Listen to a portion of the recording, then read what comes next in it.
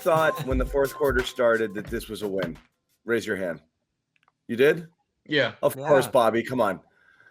Yeah, that's every quarter for Bobby. Mad. That's every For me, way I was upset. For me, it had more to do with my distrust of the Knicks than my trust in the Celtics. That's fair. I just thought that this was a game that the Knicks really, really, really felt they needed to win. And because they felt that sense of urgency and they're not ready to have that type of sense of urgency, they were going to find a way to be in need of the Heimlich maneuver at some point in the fourth quarter. And they were, because they completely choked this thing away. And the Celtics, give them credit. They made the plays that they had to make. I thought Marcus Smart did a great job of facilitating. Too late for that, Sherrod. Too late for what? I'm just kidding. No, I'm serious. I mean, I think he had like one shot taken going into the fourth or something like that. He was clearly looking to get other guys involved, and Tatum stepped up. Jaylen Brown did what Jaylen Brown tends to do, and our fifth starter, Romeo Langford, he had some nice plays down the stretch too. Good rebound.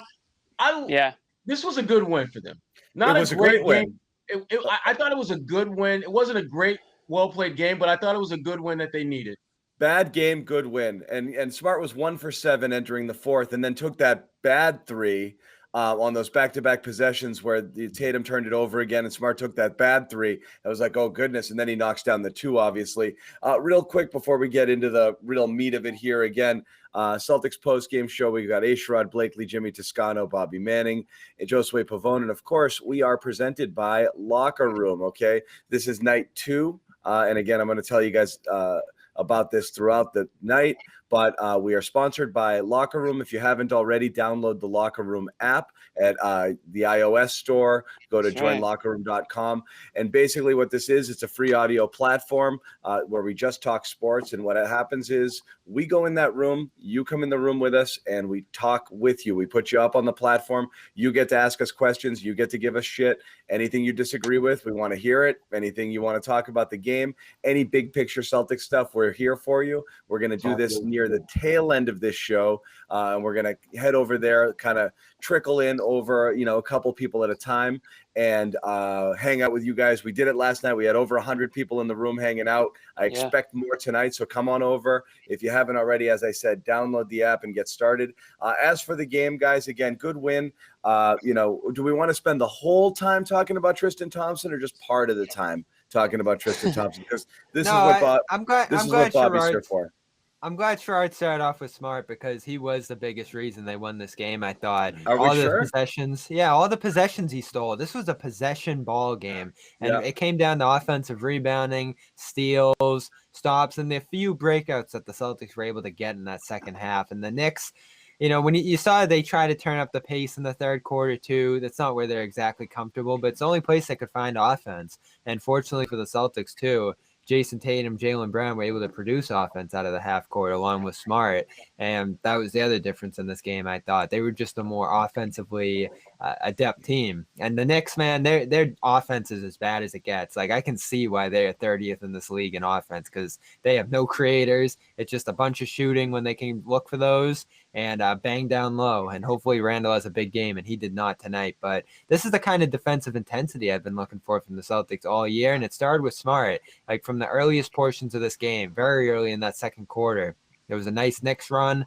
They went on a timeout, and he came out and stopped about 3 plays in a row, took that energy into the second half, and then hit the biggest shot of the night at 93-93. So his defensive consistency has been awesome this last week or so, ever since our big exchange with him.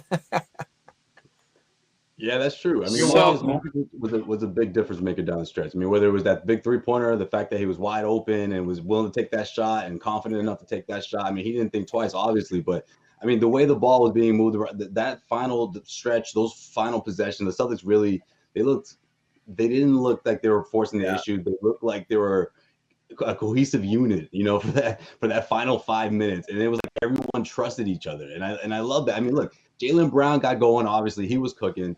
Jason Tatum, 7 turnovers. I mean, he didn't get down on himself. He didn't force the issue. He starts swinging the ball, and great things happen, obviously. But again, Smart leading the way on the opposite end. I mean, on both ends, but specifically, I think it was the attitude and the effort that I saw down the stretch from everyone. But it was Marcus Smart who was the anchor of that for sure. Look, and again, for sure, but we got to be real about it. And even Scal said it on the broadcast.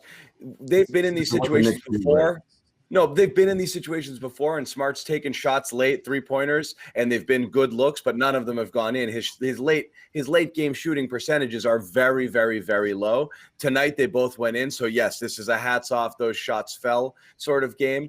And thankfully they came away with a win because they absolutely had to have them. They needed every bucket they got tonight. I still need this one bad. I still have to tip the hat to Jaylen because when everything was going wrong, he's the only thing going right. So fine. Marcus, like I said, you're right. Defensive, they needed some defensive intensity tonight because the offense was real weak. And so they had to kind of hold them in check a little bit, and they did that. But when they looked, their offense looked so out of sorts all night long. And thank God Jaylen had one of his Jaylen games where stuff was falling. He was aggressive. He was attacking. The mid-range was going. He was knocking it down without him to. And Tatum's just whipping the ball all over the place.